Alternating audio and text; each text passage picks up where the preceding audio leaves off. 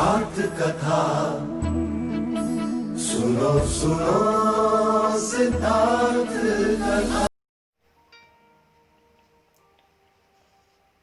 Maitri Purna Jai Bhim to all. Today we are going to read the most sacred and holy book, the Buddha and his Dhamma by Dr. B.R. Ambedkar. Introduction. Indications of a growth in the volume of interest in Buddhism are noticeable in some sections of the Indian people. Along with it, there is naturally a growing demand for a clear and consistent statement of the life and teachings of the Buddha. Anyone who is not a Buddhist finds it extremely difficult to present the life and the teachings of the Buddha in a manner which would make it a consistent whole. Depending on the Nikayas, not only the presentation of a consistent story of the life of the Buddha becomes a difficult thing, and the presentations of some part of his teachings becomes much more so. Indeed, it would not be an exaggeration to say that of all the founders of religions in the world, the presentation of the life and teachings of the founder of Buddhism presents a problem which is quite puzzling, if not baffling. Is it not necessary that this problem should be solved and the path for the understanding of Buddhism be made clear? Is it not time that those who are Buddhists should take up these problems at least for general discussion and throw what light they can on these problems? With a view to raise a discussion on these problems, I propose to set them out here. The first problem relates to the main event in the life of the Buddha, namely Parivarja. Why did the Buddha take a Parivarja? The traditional answer is that he took Parivarja because he saw a dead person, a sick person, and an old person. This answer is absurd on the face of it.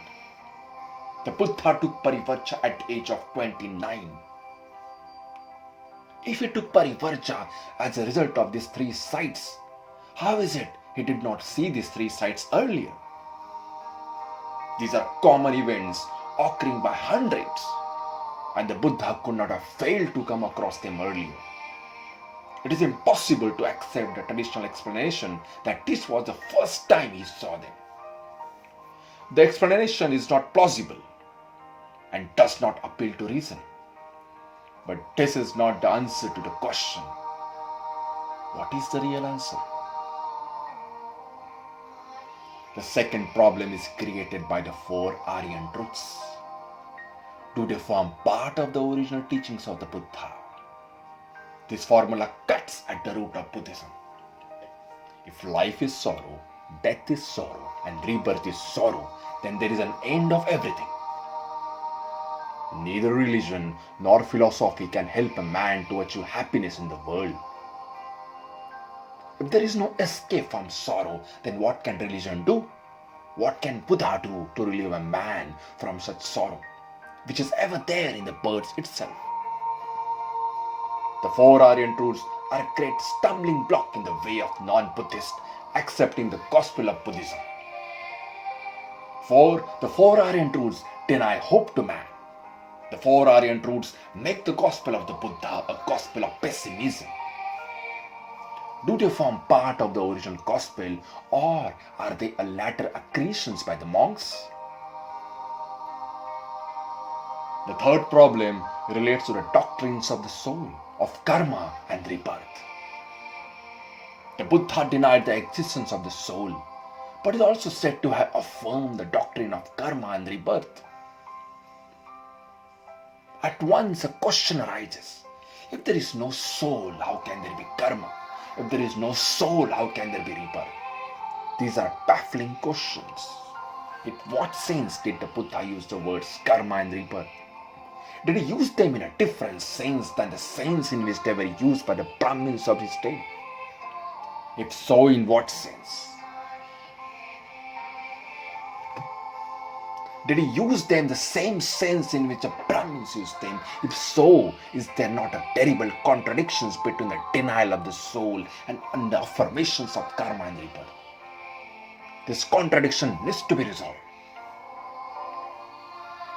The fourth problem relates to the bhikkhu. What was the object of the Buddha in creating the bhikkhu? Was the object to create a perfect man?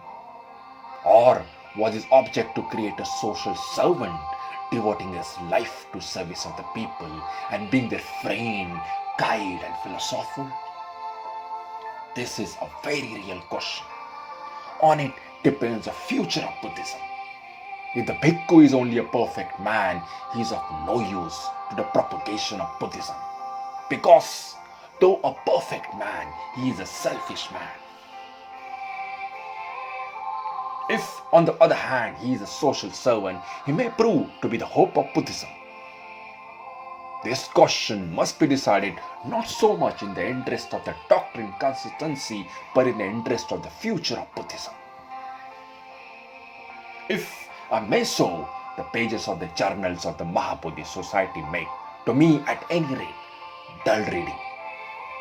This is not because the material presented is not interesting and instructive.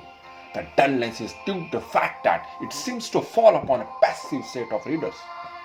After reading an article, one likes to know what the reader of the journal has to say about it.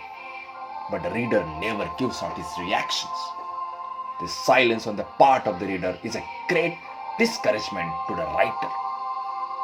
I hope my questions will excite the readers to come and make their contribution to their solution. Dr. P.R. Ambedkar.